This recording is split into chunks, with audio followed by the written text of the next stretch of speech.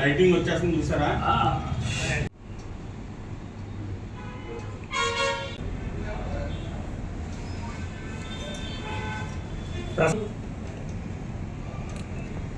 ఏ విషయాన్నైనా మీరు సమాజానికి తీసుకెళ్తేనే అది వెలుగులోకి వస్తుంది. అందువల్ల మీకు ముందుగా మీకు జైలు తెలియజేస్తూ, భారతదేశ వ్యాప్తంగా రాజకీయ పరిణామాలు మీరు చూస్తూ ఉన్నారు, ప్రజలు చూస్తూ ఉన్నారు. ఘోరమైన సంఘటన ఏంటంటే తమిళనాడులో రాజ్యాంగబద్ధమైన పోస్టులో ఉండే గవర్నర్ గారు కేంద్ర ప్రభుత్వం ఎలాగ ఆడిస్తే తోలుబొమ్మను ఆటను చూడండి, తోలుబొమ్మనే ఎలాగ ఆడిస్తే అలా ఆడుతూ ఉంటుంది. గవర్నర్ కూడా 4-5 రోజులు విజయ్ దళపతిని ఏ విధంగా ముప్పు తెప్పలు పెట్టారో మీ అందరికీ తెలిసిన విషయం. దాని విషయంలో న్యాయవాదులుగా మేము ముందుకొచ్చి జరుగుతున్న అన్యాయాన్ని ఖండించాలని ఈ ప్రెస్ మీట్ అరేంజ్ చేయడం జరిగింది. మరి ఒడ్డే రఘుబాబు గారు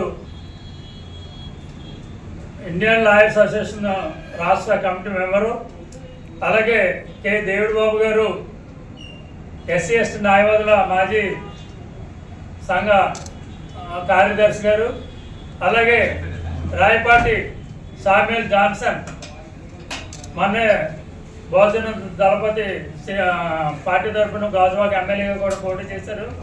అలాగే వి చిన్నారావు గారు ఎస్సీ ఎస్టీ న్యాయవాదుల సంఘ మాజీ అధ్యక్షులు, అలాగే కుమార్ ఎస్టీ న్యాయవాదుల యొక్క సంఘ ప్రతినిధి, వీళ్ళందరూ కూడా జైబీములు తెలియజేస్తూ ఈ ప్రజాస్వామ్యాన్ని కాపాడాలని మీ న్యాయవాదులందరూ అనుకుని ముందుకు రావడం జరిగింది. మరి తమిళనాడులో 108 సీట్లు వచ్చిన జోసెఫ్ విజయ్ గారిని అక్కడ గవర్నర్ గారు చాలా ఇబ్బందులు పెట్టారు. ఆ ఇబ్బందులు పెట్టడానికి కారణం ఏంటంటే, నేను ప్రభుత్వంలో లేకపోయినా పర్వాలేదు, మతతత్వ పార్టీలకి కొమ్ముగాయను, వారి సపోర్ట్ తీసుకోనని ముందుగానే చెప్పడం జరిగింది. దాన్ని మనసులో పెట్టుకుని బీజేపీ వారు గవర్నర్ గారితో ఇదంతా నడిపించడం జరిగింది. తప్పని పరిస్థితిలో వారిని నిన్న పదవి స్వీకరణ చేయమని ఆహ్వానం పలకటం, నిన్న 10:30కి గౌరవనీయులు మాజీ ప్రధాని కొడుకు ఈ దేశాన్ని నడిపించడానికి ముందుకు వస్తున్న రాహుల్ గాంధీ గారు చీఫ్ గెస్ట్ వచ్చి అక్కడ దళపతి విజయ్ గారు పదవి ప్రమాణం చేయడం జరిగింది ముఖ్యమంత్రిగా. దాంట్లో క్లారిటీగా చెప్పారు, నాకు కులము లేదు, మతం లేదు, నేను ఎవరికి తల ఒగ్గే మనిషిని కాదు, నేను ప్రజల కోసం పరిపాలిస్తాను, నాకు బాస్ ఉన్న వ్యక్తి, ఏకైక వ్యక్తి భారతదేశంలో జగన్ గారి తర్వాత మళ్ళీ విజయ్ గారు కనిపించారు. జగన్ గారు ఆయన కూడా పేదల పక్షాన్ని నిలబడి అనేక సంక్షేమ కార్యక్రమాలు చేపడితే ఏం జరిగింది మీ అందరికీ తెలుసు. విజయ్ గారు కూడా వారి యొక్క పరిపాలనలో ఒడిదుడుకులు స్టార్ట్ అవుతాయి. ఎందుకంటే ఈ దేశ రాజకీయ పరిస్థితులను అర్థం చేసుకున్నట్లయితే చాలా దారుణంగా ఉన్నాయి. ఆయనకి పూర్తి మెజార్టీ కొన్ని పార్టీలు ఇవ్వటం వల్ల వచ్చింది. వారి ఎంతవరకు మరి దళపతిని కాపాడతారో తెలియదు, కానీ అటువంటి ముఖ్యమంత్రి తమిళనాడుకు ఉండాలి. నిన్న పదవి సేకరణలో కూడా చాలా ఉందాగా అందరినీ కలుపుకెళ్తూ వారి యొక్క టీంలో ఎక్కువ మంది డాక్టర్లు, ఇంజనీర్లు, లాయర్లు అయితే 40 మంది ఉన్నారు. అంటే మంచి ఎడ్యుకేటెడ్ ఉన్న టీం, అది మంచి పరిపాలన అందిస్తారని మేము కోరుకుంటూ, గవర్నర్ గారికి అయ్యా మీరు ఏ రాష్ట్రంలో ఉన్నా మీరు చేసింది చాలా తప్పు, ఎందుకంటే మెజార్టీ వచ్చిన పార్టీల్ని ఆహ్వానం పలకాలి, సీఎంగా మంత్రి పదవి స్వీకరించమని. అలాగే 1957లో ఉమ్మడి రాష్ట్రంలో అప్పుడు కాంగ్రెస్ ప్రభుత్వానికి తక్కువ సీట్లు వస్తే గవర్నర్ గారు పిలిచి ప్రభుత్వాన్ని ఏర్పాటు చేయమన్నారు. అలాగే 1967లో కూడా అదే జరిగింది. అలాగే మహారాష్ట్రలో ఇటీవల కాలంలో కూడా జరిగింది. అంటే ఏ పార్టీకి ఎక్కువ మంది సీట్లు వస్తే ఆ ప్రభుత్వాన్ని కంపల్సరీ పిలాలి. కానీ రాజకీయ కక్షలతో నలిగిపోతుంది భారతదేశంలో. ఒక మైనారిటీ క్రిస్టియన్ అయ్యుండి క్రిస్టియన్ల మీద దాడులు జరుగుతున్న ఈ భారతదేశంలో దాడులు జరుగుతున్న టైంలో తమిళనాడు ప్రజలు మంచి తీర్పు ఇచ్చారు. అక్కడ మతాన్ని కూడా చూడలేదు, కులాన్ని కూడా చూడలేదు. అటువంటి వ్యక్తికి మంచి మెజార్టీ ఇచ్చి ఈ రోజున భారతదేశానికి దశ దిశ ఒక మార్గం అనేది దళపతి ద్వారా వస్తారని నేను కోరుకుంటూ, ఈ దేశంలో అనేక రాష్ట్రాల్లో యువ నాయకత్వం రావడం జరుగుతుంది.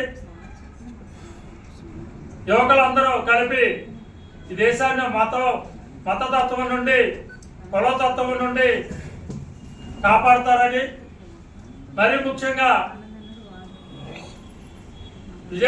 తమిళనాడు ముఖ్యమంత్రి నూతన ముఖ్యమంత్రి గారు మేము కోరుకునేది ఏంటంటే, మీరు మంచి పరిపాలన అందించి మీకున్న ఒడిదుడుకుల్ని సక్రమంగా కాపాడుకుంటారని తెలియజేస్తూ, మా జనరల్ సెక్రటరీ మాజీ ఎస్సీ ఎస్టీ సంఘం నుండి కె దేవుడు గారు మాట్లాడతారు. చెప్పండి సార్. సోదరులారా, జర్నలిస్ట్ సోదరులకి అందరికీ మీ అభినందనలు. ఈ సభాముఖంగా తెలియజేయడం ఏంటంటే, దేశవ్యాప్తంగా జరుగుతున్న పరిణామాలు మాకన్నా మీరే పరిశీలిస్తున్నారు. మెజార్టీ ఉన్న పీపుల్ని పక్కన పెట్టి మెజార్టీ లేని దానికోసం పాకులాడుకుని అంతవరకు సమంజసం ఆలోచించారు.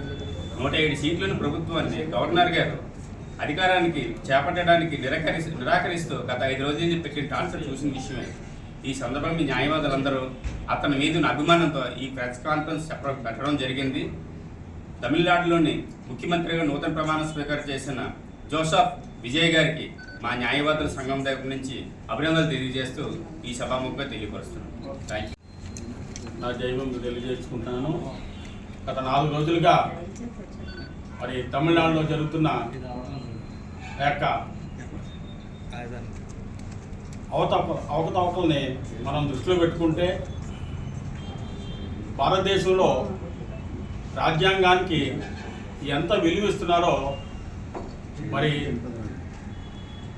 భారతదేశాన్ని పరిపాలిస్తున్న సెంట్రల్ వాళ్ళు ఎంతవరకు తమిళనాడుకి న్యాయం చేశారన్నది ప్రజలందరూ గమనిస్తూనే ఉన్నారు.